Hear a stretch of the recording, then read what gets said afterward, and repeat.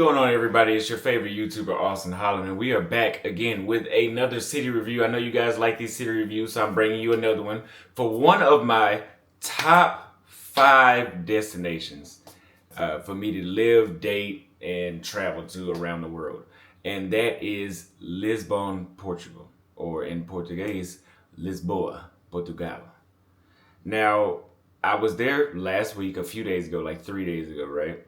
And immediately, I don't know what it is, but if we want to, I'm not saying colonization was great, but it seemed like the people that did the best were the people that were the Portuguese. I've been to Portuguese colonies, French, Spanish, and I grew up in an English colony, right? The English colonies, for the most part, usually have a fucked up culture, except for the African ones. Those don't seem to be too bad. But well, let me just say the United States. The United States is its own thing. Let me be fair. North America, United States, maybe Canada is the same way. I don't know.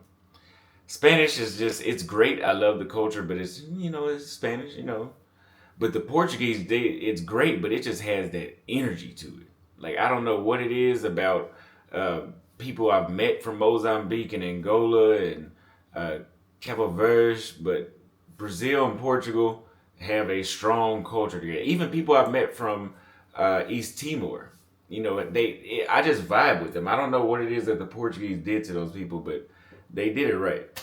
Now, where did I stay at? Was Príncipe Real, which is on the northern side of the city, and it's across the street from a park. There's a park in that area that I should have took photos at that I did not. I don't know why I didn't. I stayed in a hotel. It was horrible, and I'm going to tell you guys right now, you will have a horrible hotel if you fail to spend more than $500 per week. Meaning, if you want to go to Lisbon, Portugal, it's cheap, but the housing is not cheap. Like, $750 is what I recommend you spend for 1 week. Be ready to spend about $2,000 a month if you want to live in Airbnb. So if you don't mind staying in hostels, that's the place you do it. And here where I'm at in Madrid, Spain, is also a place that you do that as well. Okay? So the comfort it was a shithole where I was staying at, man. The shower sucked. The bed was 2 twin-sized beds put together. And people say it's like that all over Europe. When I was in Romania, Poland, and here looking at my bed right now in Madrid, queen-size bed is a queen-size bed. It's not 2 twins put together like they had it there.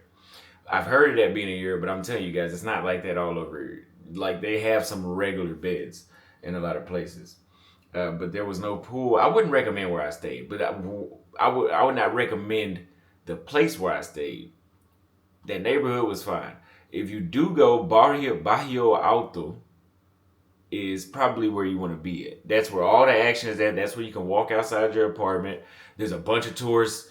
There's some music playing. There's people out taking photos, restaurants, bars. Like, Barrio Alto is where you want to be at, but you're going to spend even more money going over there. But I still would, if I had to do it all over again, I would still do that. Now, the vibe of the neighborhood that I stayed at was very much more local. It wasn't too convenient because everything closed around 11 p.m. it seemed like. Once 11 p.m. you wanted something to eat, you could forget about it. But in Barrio Alto, most of those places were closing around 2 a.m. So I would recommend Barrio Alto again. Now, did I feel safe in Lisbon? Yes. I didn't feel like I would be robbed. It didn't feel like I was in Latin America where there's like this constant watching your back. It didn't feel like that. But in this case, I've been all around the world and I have never had a problem with homeless people except for in 2 places, the United States and Lisbon, Portugal. Homeless people beg for money everywhere, yes. But I had a homeless guy throwing coins in my direction and shouting. And I was just ready to beat his ass, man. It was pissing me off. I had this homeless Indian guy I don't know, it looks like, I don't know, he had all these cut marks on his arm, which I had no sympathy for. But he was mugging me, and I had to ask him, like, are you alright? Like, why are you looking at me like that? And he's, no, there's no problem. say, well, you don't look too happy when you're looking at me. That's why I'm asking you. You know, I'm asking him this because it's a sense of danger I'm getting, and he has a beer bottle, and I'm predicting that he might try to hit me upside the head with this beer bottle for whatever reason. And he's like, yeah, I fucked my life up, man. I fucked my life up. I don't have any sympathy for that either. I don't care about your life. I don't even know you. And I would have some sympathy if you would fix your face. Then maybe I have, but you are already on my bad side looking at me crazy. So I have not had any, but nothing came out of that situation. We talked for a second and he seemed like he was about to cry. I didn't care. I just walked away. So I have not had that many situations, even in Brazil, where there's more homeless people in Lisbon. It seemed like I haven't had that situation in Brazil, like at all. Like I don't know, the homeless people seem to have a lot more respect in second and third world countries as opposed to first. I guess you could say. Here in Madrid, Spain, I haven't had that issue either. So that was just Portugal. I don't know what's up with those homeless people over there, but that was an issue. Getting around, I would say you guys need to use rideshare apps like Bolt. Bolt is cheaper, but it's slower. Uber is more expensive, but it's faster. You guys can get around the city on the little bicycles and scooters. You know, I would recommend the bikes. I didn't use it, but I would use the scooter. And there's so many hills throughout the city, like you can only ride on that scooter for 5 minutes or in one little area before you had to go up a hill, and the scooter's not powerful enough to do that. So it's probably better you ride a bike. You know, but the good thing about Lisbon, especially if you stay where I told you to stay, which is Bairro Alto, you can get around places by foot. And you can walk. Like I've walked from you can if you're willing to walk, it's warm enough outside during the daytime. You could save a lot of money. You could experience more of the city. Because there was plenty of times I was just walking around Lisbon. I'd be like, oh, like, let me stop at this bar and get a drink. It is a nice bar.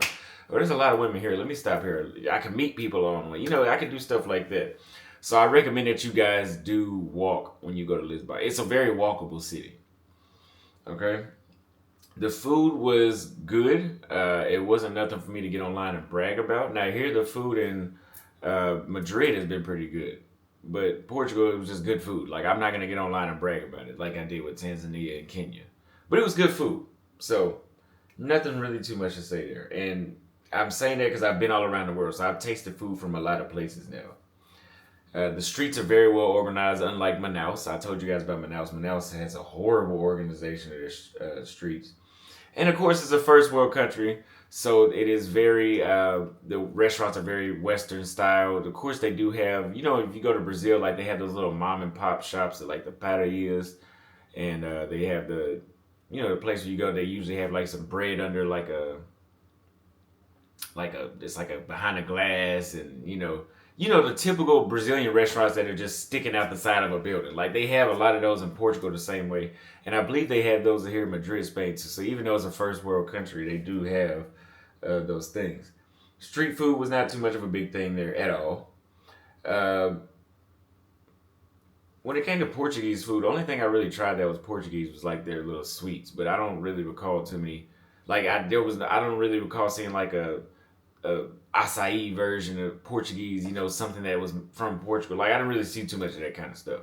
So there you have it. Tourist attractions. If you guys want to go somewhere for a week where you can party and see a lot of tourist attractions, Lisbon is a place. Like I was there for a week and there was so much stuff I did not get to do. Like I'd have to go back a second time and stay for a whole 3 weeks to do everything in that city that I should have done. Which is hard because just living life there is just, there's always something else to do besides see a tourist attraction. It's a very, very busy city. Very active city, I would say. Nightlife was great. Wasn't really my speed. I didn't really go to a lot of clubs when I was there. I don't really like hanging out with first world people like that. The mentality is different. I find it quite immature, especially the way how they dress, especially their fucking priorities, especially the way how they think. Now, some places are better than others. Like people I've met from the Netherlands, people I've met from Germany, you know, those places, and Sweden, like they seem to be okay. But here, like in Spain, like yeah, like a lot of people seem younger than their age. At least when it reminds me of home. So Portugal wasn't as bad, but it was like that as well. They were a little more mature. Let's just say that they were a little more mature, but I don't know. I don't know, man. I don't know. But bars and clubs, you have no problem going to watch soccer games. There's a place called Doka, which is like a dock, right, for boats. And they had a big screen where you got to watch the football game, the soccer game, right? And there was literally like 1,000 people. It seemed like there, and everybody was engaged. There was a shitload of beautiful women, and it was free to get into. Only thing I didn't like was the only alcohol they had was wine and beer. And yeah, I'm allergic to both of those for the most part. Now, one thing I will say about food, now that I brought up wine, Portugal has really good wine. The Porto wine is amazing. So if you go to Portugal, I highly recommend you try Porto wine.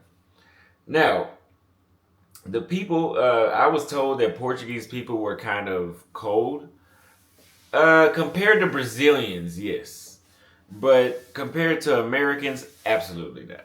But the Portuguese people, I met more foreigners living there, like expats, or I met a lot of tourists there. More like I don't recall one Portuguese person. Like I can't name a Portuguese friend that I had, but I met a lot of Brazilian women.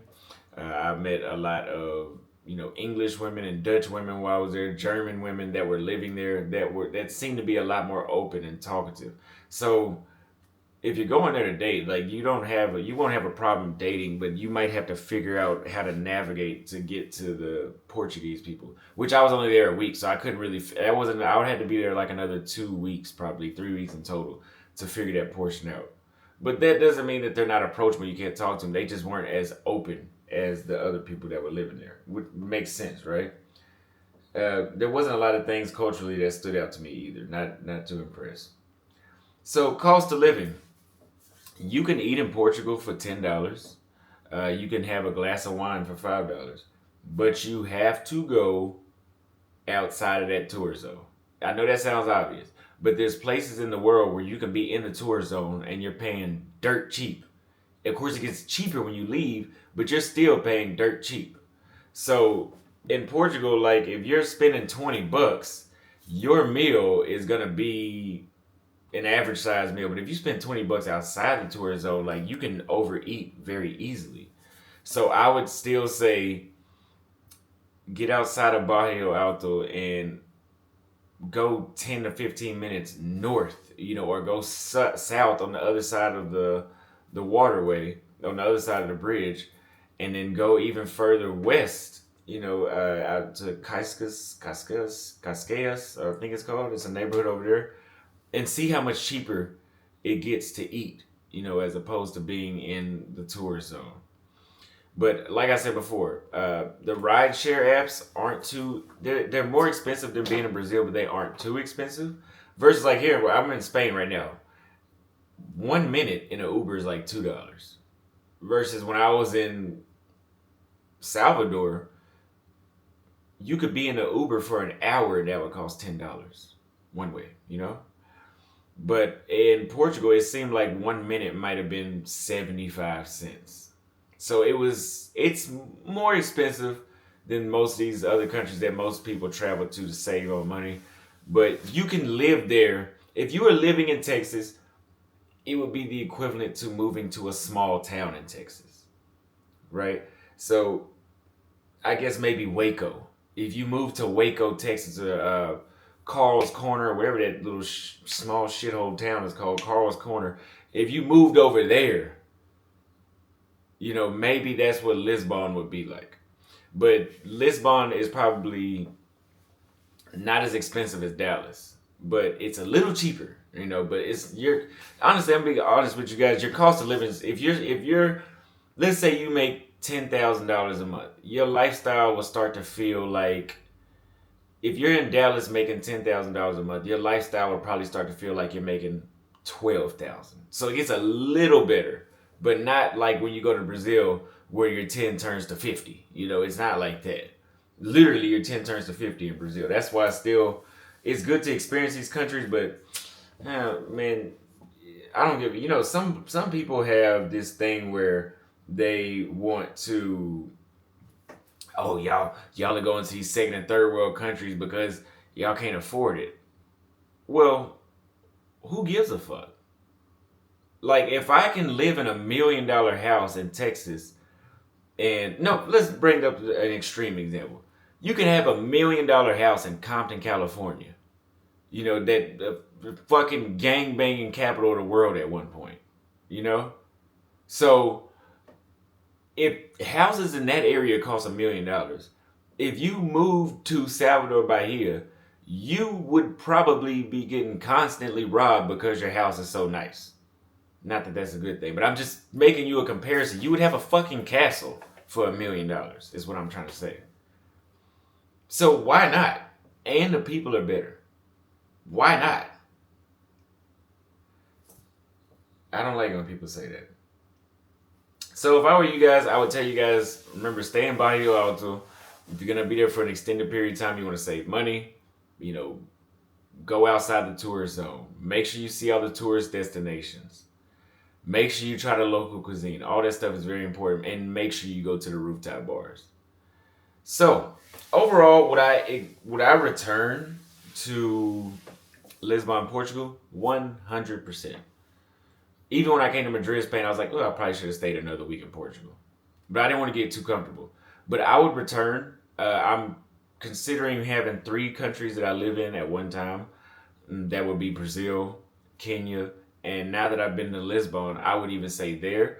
I might like another European country up north because I'm going to France and Germany and Brussels and the Netherlands next. But I'm all about saving money and stretching my dollar and getting the most that I can out of my life that I have. Because why not? And I don't think, I'm going to tell you right now, coming to Madrid, you ain't stretching shit over here. You ain't stretching nothing. And I know when I go to France, that's going to be the same thing. And when I know to go to Brussels and Amsterdam and England and Sweden, oh my God, even Sweden. So these are great. And plus it gets too cold. I'm black. I don't like cold weather. So you probably will see me have a base in Portugal as well. Portugal, it'd be my most expensive base, but Portugal, Brazil, and Kenya is so far as what it's looking like right now. And I would jump to those 3. So, because for example, in Brazil, in the wintertime, it's summertime in the northern hemisphere, like United States and Europe and Japan and all that, right? It's summertime there. And in Brazil, it'll be cold. And in Kenya, it also gets cold enough if you wear a jacket. I don't like cold weather, so I'd probably come back to Portugal. That being said, would I recommend you go to Portugal? If I had to rate Portugal, 10 being the best, Lisbon, let's say, I would give that city a 9. There wasn't too many complaints besides the overpriced housing. But other than that, it was a very convenient city. I like cigars. They had plenty of those. You know, they had plenty of bars, plenty of nightlife, diversity of people, friendly people, you know, good food. Not too many complaints. So if you guys found that helpful, give me a like and a subscribe. And if you guys want to know how you can live this lifestyle, I will have a booking where you can learn about investing, dating, obtaining visas, and finding remote work online with a free consultation in the booking link below. That'll be there. And if you guys want to join a community where you can socialize with like-minded people, and I will give you my blueprint course on how to do exactly what I'm doing and how to learn to immerse yourself in different cultures as I have in places that I've stayed for a good amount of time. That will be below as well. I love you guys. And the Cash App is $awesome. If you found that useful, tips are always appreciated. I will see you guys next time.